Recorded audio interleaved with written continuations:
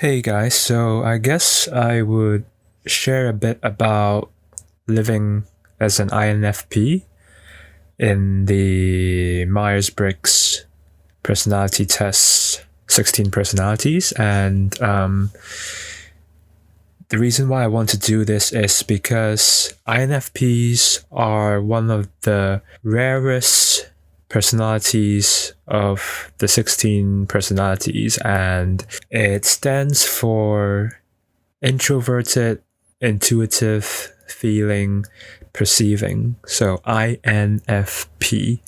In the personality test website, we are typed as the mediator. From my own experience, I think that we always think we don't really fit in with society. The way we think is very different from other people. That's why for all my life, constantly feel like I don't fit in. And because there's so little of us, I think sharing my own experiences in being an INFP might help other younger INFPs in knowing more about their personalities and to know that they're not abnormal, and in fact they are quite beautiful and very special and has a lot to offer to the world. So I guess the first trait that I want to share about as an INFP is that we always live in our own heads. What I mean by that is that we have this whole world within our own minds that is very separated from the external physical world that we are living in. And we're always kind of escaping into this gigantic universe that we have created inside our own head. And, where the laws of physics and rules of societies doesn't really bind the ideas and the thoughts that we have inside our own heads. And I think for an INFP, that is very interesting and also addictive in a way, because living in this special world that we have made up in, the possibilities are endless. Things that cannot be experienced in the real world, we can experience it in our own universe inside our heads. And in a way, I think one of the special powers of an INFP is that they can imagine the big things and also the small things, from the big picture to the little details of this world that they conjure up in their own mind.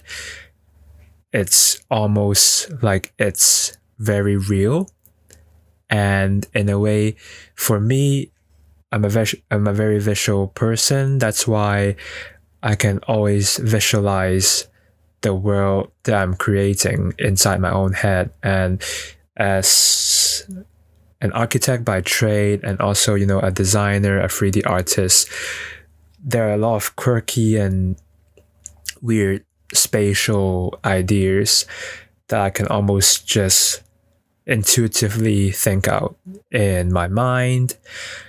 And it's just very fun to do that. I even do that when I'm walking on the street, or when I'm at work, or when I'm just sipping on a cup of coffee.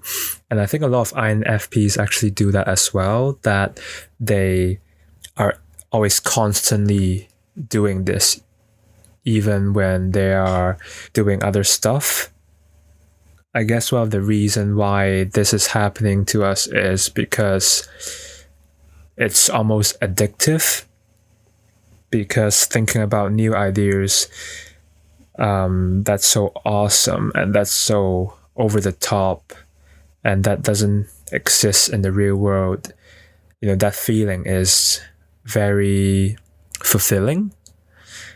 And because sometimes we're not very happy with what the world is like, we tend to, escape to this world as well. And we are basically, daydreamers. And I guess speaking for myself, daydreaming is a very almost obsessive trait that I have.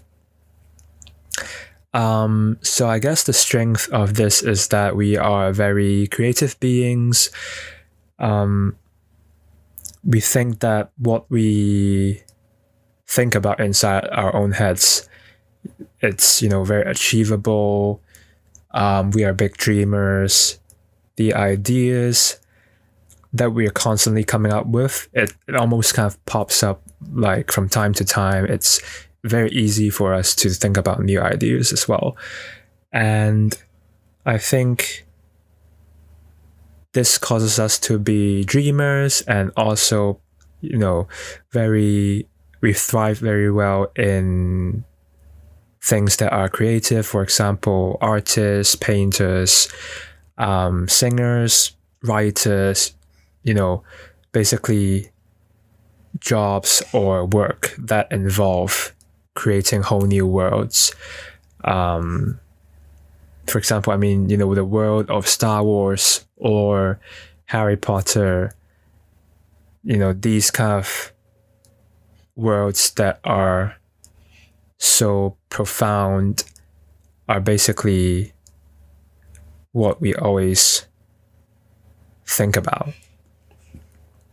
And I guess that offers a lot of possibilities for us, as well as for other people as well. For people who are less creative, when they see our creations, when we express the world that we have inside our own heads, it can be very inspiring for them, and that might inspire them to do other stuff as well.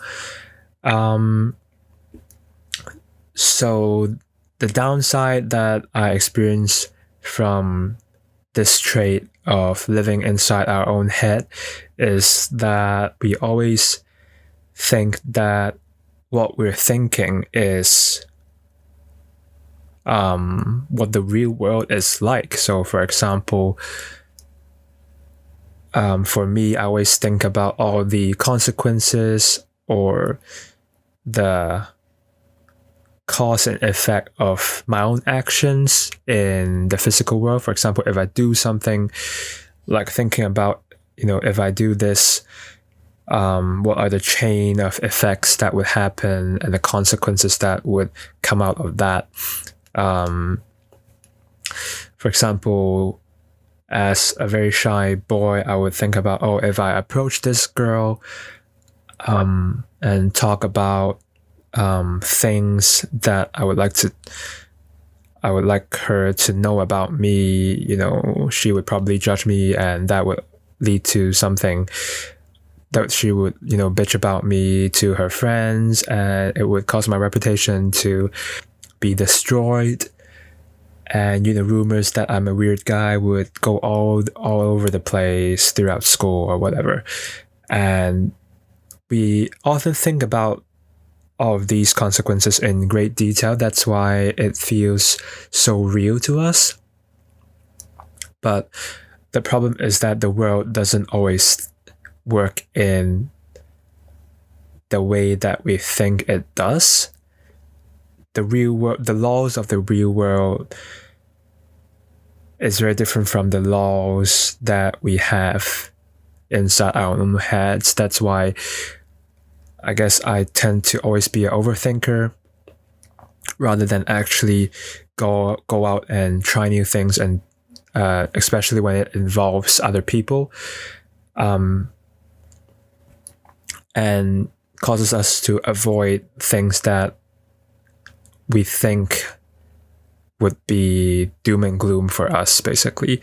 And another problem that I have with being a daydreamer that always escape to my own creative world inside my head is that I always seems to be out of it. In social settings where I'm talking to other people, or when maybe I'm talking to my boss, or my boss is kind of distributing work to us, sometimes I would kind of daydream to something that's completely irrelevant, and my face would become a resting bitch face.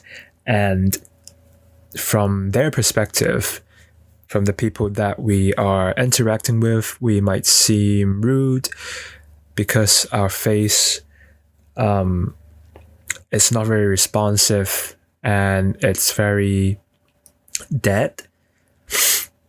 That's why I hope, when people interact with INFPs, interact with this very whimsical personality, I hope that they would understand that we're not rude. We just kind of escaped it to our own heads unintentionally most of the time. And but yeah, I guess I'm still struggling with kind of harnessing this superpower of an INFP.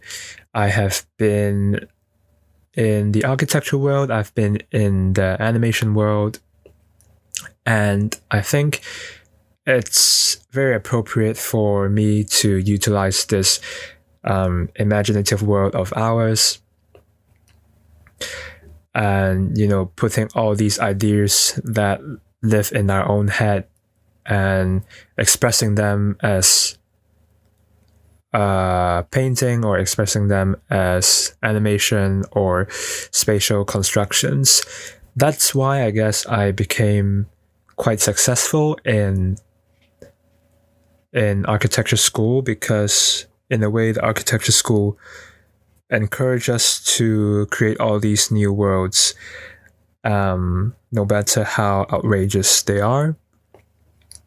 But also, that's a reason why I don't really fit well in the professional world in architecture, because everything is very realistic. Things that I have to deal with are, the pipes, the physics of the building, the structure, which I don't really care about in my own head when I'm creating all these worlds. Like, why would I even think about physics, or whether people would have water efficiently in the world that I kind of made up in my mind? Because the world in my mind is almost like a utopia. It's perfect. Like, it doesn't even have gravity. So for me, I don't get that fulfillment in the professional world of architecture. And one thing that also causes me to struggle with this habit of daydreaming and living in my own world is that in relationships, I would think that someone is feeling a certain way inside my own head, but in reality, they might be feeling something else, which causes me to think that I'm an empathetic person, but in a way, the feelings that I think they're feeling might be wrong. But the problem with that is I would take what I think in my imaginative mind to be the truth. And even when the people that I am dealing with or interacting with tell me it's otherwise, it's still very hard to me to change my mind, because the thing that I'm thinking in that imaginative world is just so real. And that would cause I guess, conflicts, and also causes other people to kind of get hurt as well when you can't, snap back into reality and question what's actually happening in the real world. So yeah, that's what I've been thinking about recently in terms of one of the trait of the INFP, which is living in our own worlds. I hope this would give some insight to what the mind of an INFP is like. So if you are an INFP, I would like to know more about what you think about this trait. If you have this strong tendency to drift away in your own thoughts as well, or you actually don't have this trait, or you don't have this problem, or you completely love this trait of yours. I mean, I really love to connect with other INFPs because we're all different in a way, even though we're the same, like same, but different. And for non-INFPs or even extroverts, I would love to know what it's like for you guys to interact with INFPs, what it's like talking with them. And for INFPs, I hope you guys would know that you are not alone. So yeah, I guess in the next episode, I would talk about another trait of the INFP, which is being an idealist. So yeah, stay tuned and thanks for watching.